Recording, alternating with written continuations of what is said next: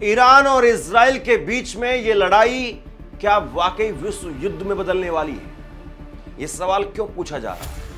यह सवाल अगर आप 2025 का कैलेंडर उठा करके देखेंगे और उसके बाद में सीधे 2025 से आप चले जाइए 1941 में। अगर आप 1941 का कैलेंडर उठा करके देखेंगे तो शायद आपको समझ में आएगा कि कुछ कुछ बातें, कुछ कुछ चीजें, कुछ कुछ बड़ी घटनाएं हूबहू वैसी ही हैं जो उस वक्त में हो रहा था। 1941 में भी दुनिया में दूसरा विश्व युद्ध चल रहा था और आज 2025 में कुछ वैसे ही हालात हैं। सोशल मीडिया पर एक बहस तेजी से खड़ी हो रही है और इस बहस के पीछे एक तर्क भी है, एक तथ्य भी है।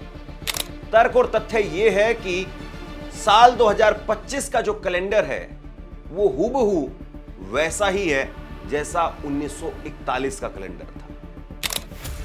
क्या इसको महज संयोग की बात कहा जाए या फिर वाकई ये बहुत बड़ा इत्तेफाक है, ये बहुत बड़ा प्रयोग है या बहुत बड़ा संयोग है कि जो कुछ 1941 में हुआ वही 2025 में होता हुआ नजर आ रहा है। भारत के लिहाज से भी उस वक्त में 1941 का समय ना वो कोई बहुत अच्छा समय था और आज का समय 2025 का समय, 2025 का अभी तक बीता हुआ समय 6 महीने का समय ना कोई बहुत अच्छा कहा जा सकता है।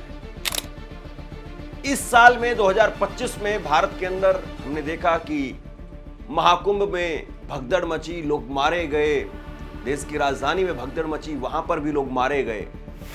गुजरात में एक बड़ा हादसा हुआ, फिर पहलगाम का एक बड़ा आतंकी हमला होता है, फिर उसके बाद में अहमदाबाद में प्लेन क्रैश हो जाता है, 250 लोग वहां पर मारे गए। इसके बाद फिर एक और हादसा हो जाता है उत्तराखंड के अंदर और वहां पर भी लोग मारे गए। तो क्या वाकई 2025 का साल वो भी 1941 वाले साल की तरह से ही होगा?